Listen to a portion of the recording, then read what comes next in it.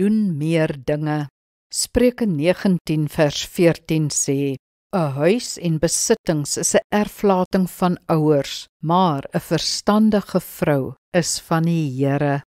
As jy vir 'n maat soek, moet jy onthou daar is 'n regte en 'n verkeerde manier.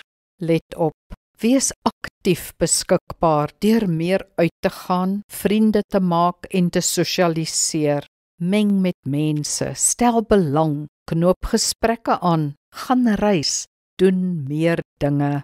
Benader dit heeltemal natuurlik. Sosialiseer omdat dit 'n normale behoefte is, nie om 'n maat te probeer vang nie.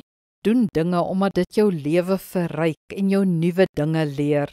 Mik eerstens op persoonlike groei, interessante ervarings en nuwe vriendskappe.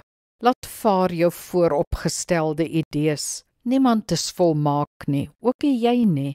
Behou dus 'n oop gemoed. Kyk verby die uiterlike, wees bereid om iemand te leer ken.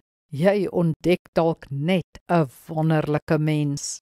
Onthou, desperaatheid, klouerigheid of behoeftigheid is die verkeerde benadering. Ontspan en geniet bloot wat jy doen. Wees daar, wees jou oulike self en vertrou die Here.